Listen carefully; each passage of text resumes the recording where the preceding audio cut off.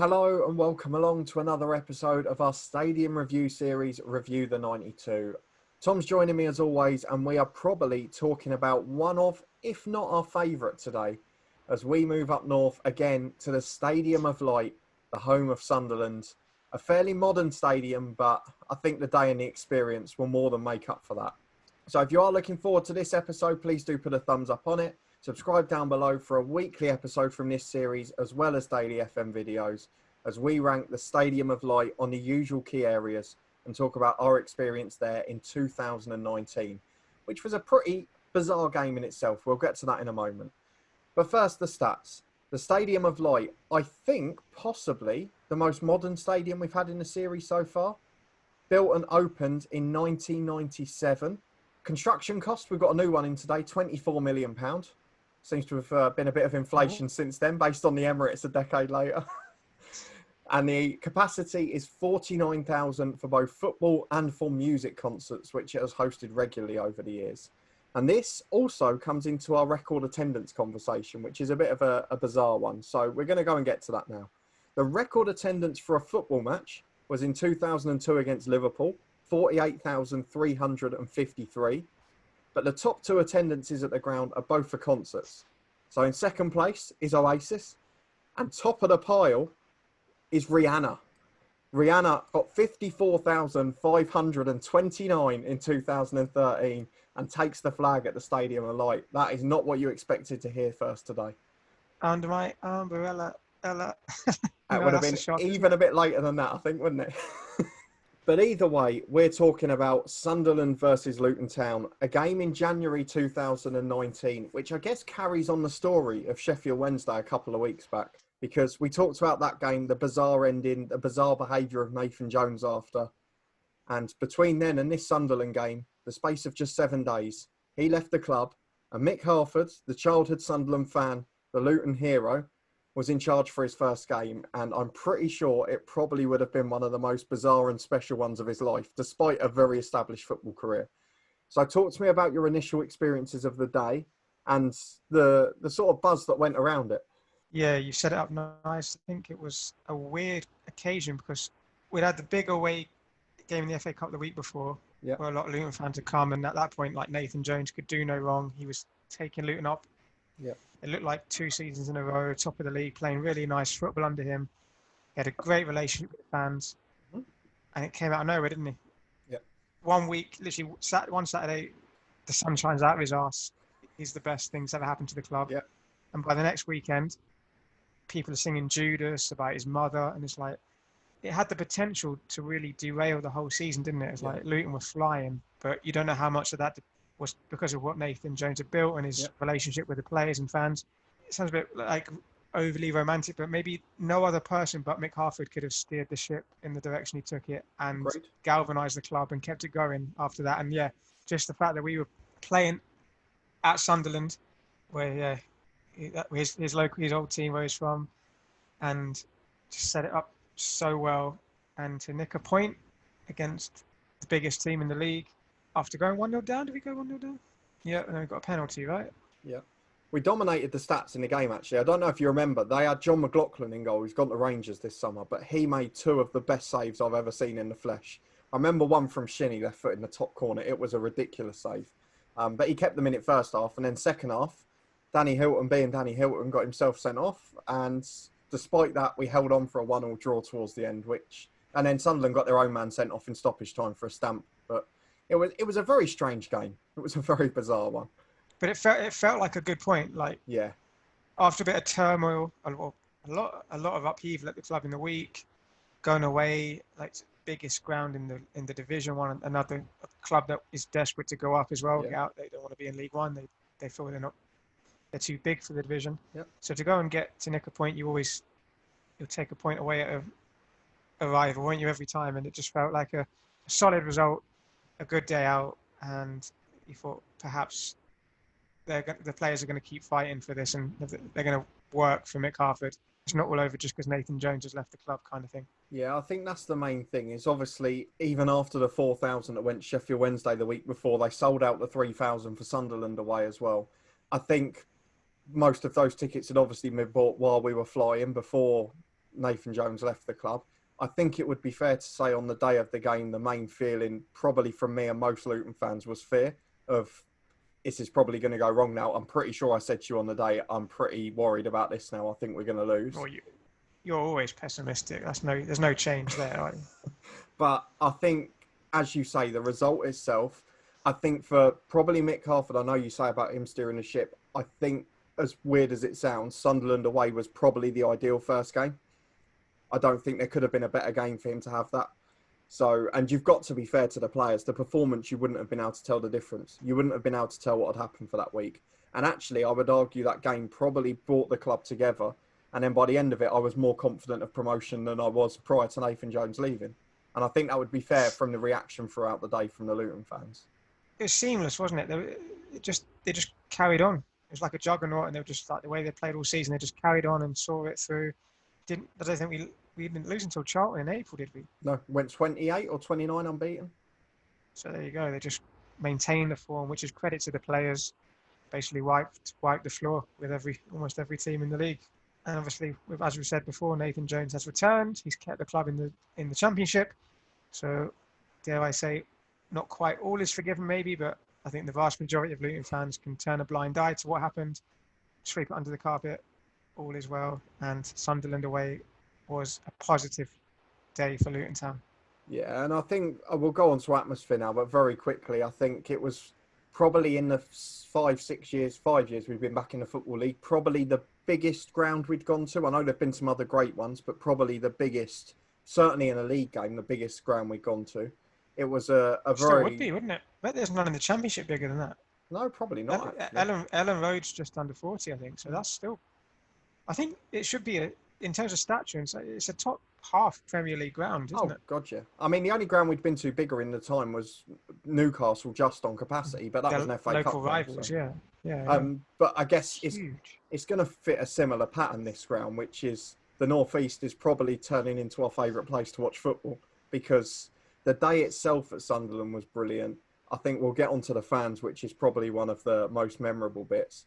I think the other thing for me as we move on to atmosphere would be there was about 2 minutes before the game where the players ended the warm-up, and there was something special that happened there. The atmosphere at that moment, it just sort of changed a little bit. And I don't know if you remember it, but that for me was the moment where I started to believe a little bit again. Are you talking just from a Luton perspective? Mm. The players gave the club thanks for coming, then it really felt like there was something different about it. They do it every week, but it was different that time. It's like, don't forget about him. We're still playing for you, and we're going to do the business kind of. It was essentially a don't worry, wasn't it? I would argue. And they lived up to it, yeah. Absolutely. So let's talk about atmosphere. Obviously, Sunderland, well known for getting big houses. They were down in League One after 2 very disappointing seasons, but they had a massive massive attendance as always, 37,791. So even in League One, 35,000 home fans. It's ridiculous, really, isn't it? It is. You just got to applaud that. That is fantastic. After 2 relegations in a row as well, I mean. And being badly run and paying players that don't play, ridiculous salaries and all the just mismanagement. They weren't playing great football either. No. Fair play, and I wish them well. I wish them promotion. Yeah, absolutely. But let's talk about the atmosphere in the game itself. I know there's a bit of build-up around it. The fans, for us, both before and after, were great as well, but that will probably come into location as well, because it's the people in the area. But the ground itself, I think from the Luton end, it was absolutely rocking, but it was always going to be. And it's very hard to judge it on the home end, because all I can remember is just continuous Luton for 90 minutes. Yeah, and we were high up, weren't we? So quite tier, cut off from the majority of the home fans. Yeah.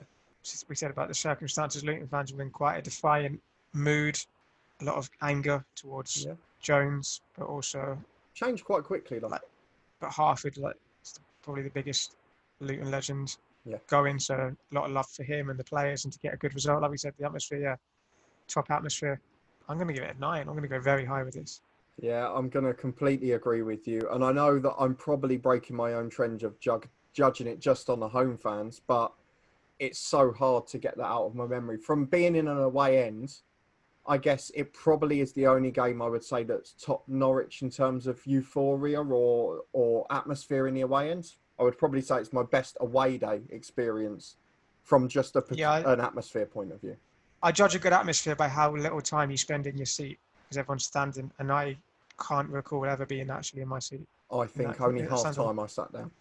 Exactly, and that only happens like really. I think of like North London derbies that I've been to, where you get a little sit down at half time because you know the rest of the game you're on your feet, and that was, I think Sunderland was one of those occasions, which you've been quite a moody old man. Maybe for this occasion, did you make an allowance for that? I was going to say, even I didn't mind on that day. No. Yeah, so that says a lot. Let's move it on to location, which, again, I think is going to score very highly for us. It's a 20-minute walk from the train station. It was a pleasant walk. For us, we got to speak to fans. I can't speak highly enough of the people in the North East, and I know you will say the same again for the Sunderland fans who were helpful for us, were having a nice chat with us, and then directed us, being me, a grumpy old man, to a quieter place I could watch the football at lunchtime, which was also great for me because you, as a dual Arsenal fan, then got battered by Declan Rice, which was great. Yeah. We'll ignore that comment. And yeah, about the fans up there, the people. I'm a Southerner that lives in the north, and I often think about the north-south divide, and if there's any truth to it, how much truth is it? Like, is it a bit of a myth? Are there like stereotypes? And I think there's no smoke without fire.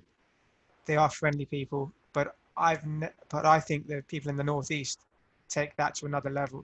I'm in Leeds, I think, and I was blown away by how friendly people in Sunderland were. Yeah. So just how you said we got to speak to some fans. I think I'd probably had my Luton scarf on, and I was in Sunderland High Street with my phone in my hand on Google Maps, like, I think the stadium's that way. And before I had a chance to start walking and say, like, let's go, this man and his son were like, presumably you're going to the game. We're heading over. He's a mascot today, so we need to be there early. That's why we're heading over. Do you want to walk with us? And almost like knock me back, because don't think that would happen too often down south.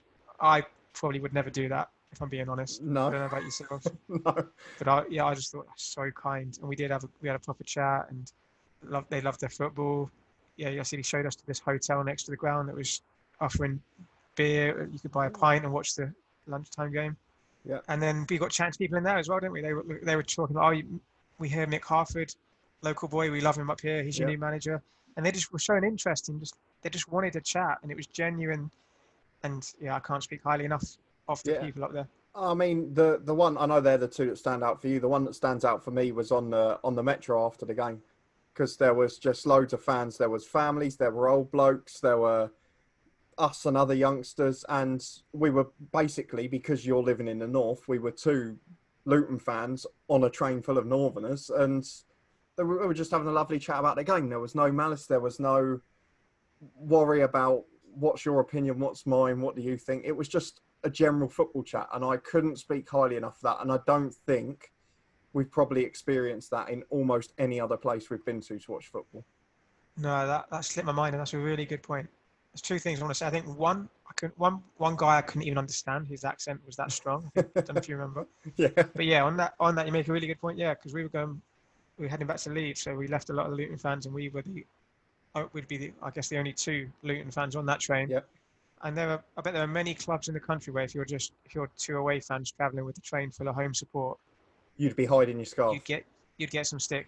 And maybe if you're a Newcastle fan, I don't know, borough or more team or local, maybe you would get stick. Maybe, yeah. Like Luton, Sunderland has nothing. There's no hatred there. So they were just nothing, but they're just showing interest. Like, oh, you've come a long way, haven't you? They just wanted to chat football and made us feel nothing but welcome. I'm waxing lyrical here, but I loved how they treated us. It was fantastic. I mean, the city centre was nice as well. The walk was pleasant. I remember a lovely bridge over a river, and round the ground, as you said, there was a rowdy place to go and watch football, a little pub on the corner, the classic that most football fans would love. There was the quiet built-up hotel, which we went in, obviously. I would argue it had everything for a football fan. And then the location itself, it's a massive stadium. It's just a brilliant place to watch football. So location for me, I'm probably as close to perfect as I'll ever get. How long are we saying the walk was from the train station to the ground? Google Maps states 22 minutes. I would argue just under 20. because we're normally a little bit quicker. Yeah, it's straightforward. Well, especially if you've got a Sunderland fan showing you the way, You can which I'm normally sure get a tour guide. Yeah. I'm sure they'll be obliged, and we're nothing special. They'll do it to anyone, I bet. Absolutely. If you look a bit lost on a match day, they'll take you there. Like, give it an 8 for location. You can't complain, really. Just 20-minute walk from the straightforward walk as well, quite flat. Yeah. Would you say? It was Normally almost completely, yeah. I would say, you notice when it's a big hill. Yeah. So you don't like it. No, there were no big hills. There was one little random through a car park bit near the end, but we're talking about we went with a regular Sunderland fan there, so we were probably taking a shortcut. But for me, I'm going to go one better and give it a 9 because I want this to end up with my top score because it is probably the favourite place I've been to watch football. You're rigging the stats, are you? I'm not rigging the stats. I would give it a 9 happily, and I would love Sunderland to get promoted next season. So the first full season we're back watching football, hopefully we can go there again. Yeah, I'm with you on that. Best thing I can say. Not just for our sake to go again to the ground. I just the stature of the club, the size of their ground, and how good the people were. They just deserve to be at a higher level than League One. And I want to go and stay in that hotel next time. Yeah, is that your plan? That's my plan. Let's move on to value, because this is going to link really well to last week's episode where I gave the lowest score ever for value. And this week, hopefully, it becomes apparent why I've done that. Because we're talking away at Sunderland, a massive arena, nearly 50,000 people, a brilliant stadium, fairly modern, of course, which we're not always a fan of, but it still has that little touch of class and it's a little bit unique. But for Sunderland away, at the top end of League One, 2 teams flying, was £20, which is cheaper than Stevenage away in League Two. Now, I normally say 20 quid is the top end of League Two average, and probably the lower to middle end of League One average is what our average was in League One as well. But to go to the Stadium of Light for that price, I think it's pretty clear that it's chalk and cheese to last week, isn't it? That's great. Yeah, good value. Top class stadium, and I guess you have to factor in, I guess, where it is in the country, the far up in the northeast compared to Hertfordshire, which we know we've spoken about that before. And I guess two relegations in a row as well. Yeah, they want to keep bums on seats, don't they? Really impressive. I don't see how we can go too negative on that because it's a very good price. Of course, it could be cheaper for the level, but for the stadium you're getting as well, I don't think there's much more you can do. There's no risk of getting wet. There's no risk of not having a seat available should you want it. And you're in the top tier. I guess the only thing like Newcastle is the flights of stairs to get there, but I don't think we can track them down for that. They like making you walk, don't they, to your seat, giving you a bit of a challenge up there. I guess if you had the fans that Newcastle and Sunderland have, you would want your fans behind both goals, wouldn't you? No. Okay. Fair point. You're just trying to defend Sunderland. You don't have a bad word said about them. I am not letting anyone go below an 8 for anything here today. No. I will give an 8 for 20 quid for that game. Yeah, 8's my number. Yeah, completely in agreement. I don't think, because it's pretty much a standard price for League One, I don't think we can go too much higher, but it is, for the ground you're getting as well, remarkable. So a very good 8, and I'd like to know what the prices are in the Championship and Premier League, but we may well find that out in a year's time, so we'll wait and see. Finally, we move on to character. Now, this is a very tough one because it's a slightly older stadium, but it is classy. It is sort of bowl-like, but because it's so big, you can still see out over the top, certainly from where we were anyway. And it doesn't, I guess, feel like the classic modern bowl. But equally, you can tell it's modern. It's not got the massive, unique features that you would get in a 100-year-old stadium. So I don't quite know where to go with this. I wouldn't. Yeah, you're right. I wouldn't class it as a soulless bowl. Didn't feel like it. No. And you said it's built in the late 90s? Built 96, open 97. It's about a decade before maybe when the real soulless bowls took off. So it still has a sort of a shape to it, I guess, doesn't it? Is the one thing you would say. Yes, maybe in between it. You're right. It's a weird one, isn't it? But then almost the size of it is its defining feature, because we were going to that ground in the same league as them, actually above them in the league. Yeah. Not so when we went to Newcastle, it was amazing because we were playing them in the cup, and it was like, David against Goliath kind of thing. To go to that ground, being above them in the league, was like surreal. Jeez. We keep saying this, probably sounds quite boring and repetitive. To think Luton were playing semi-professional teams in the conference not that long ago, At recreation and now centres. they're above Sunderland, who play at 50,000 Stadium of Light. That was, for me, its defining feature, just how flipping massive it is. You know what I mean? So that in a way I did like it as a ground. But can you rank it that highly just because it's massive? Is that the defining feature that gives it a 10 for character? Probably not, I guess. No, because Wembley's massive, and I wouldn't rate Wembley very highly. So But no, that is a bowl. That yeah, it did impress me though. Yeah. I'll just give it a 7 because I don't really know what else I can say. I liked it, but yeah, it's not quirky, it's not individual as such. I'll give it a 7. So I'm really torn on this because you know me, I'm desperate to give it the best score possible. I did really like it both from the outside and in the seat, and I don't feel like it's a complete soulless bowl. However, I think if I gave it above an 8, I'd be ridiculed, and I don't know if I can go 8 rather than 7. I'm normally a point more generous than you, so I might be able to get away with it, but it's a 10. I want justification if you try an 8 because I don't know what we're talking character, strictly character. So if we're talking strictly character, I have to give it a 7. So I can apologise to Sunderland fans because I would love to give it 40 out of 40 and probably would if I was just asked for a score and no reasonings. But unfortunately, that's not the case. So for character alone, I'll give it a 7. I will go and tot up and make sure it's still the top scored in the series and revise that and put out a special next week if not. You'll find a bonus point to give it from somewhere, just magic up a number. We'll make a new category that only the fact that Rihanna's played there, that deserves the best at hosting concerts. I think the one thing we would say is Sunderland the place, Sunderland the stadium, Sunderland the people, all things that we are delighted about and would be happy to go back and see again. I'm going to put you on the spot here then. Newcastle or Sunderland? As a day for me, now. As a day for me, I would pick Sunderland, but I guess we could have been lucky with the people we bumped into because Newcastle on that day was more full of Luton fans than Newcastle fans. And I guess the game meant more because of the situation where we were in League One and the fact it was a promotion race. So I don't know if it's fair to judge it just like for like because it's probably other factors in it. But I would say Sunderland, as a football fan from my experience of the 2 days, I'd go for Sunderland. Yeah, you talked your way out of that one. Well done. You? Yeah, it's a difficult one. Well, you asked. I think we saw more of Newcastle. Newcastle is the bigger city, isn't it? It's like it is the city in the northeast, so there's probably more to see. And like we talked about how much we loved the Chinatown, and the food was great. But yeah, in terms of meeting the people, we didn't really speak to any Newcastle fans, did we? No.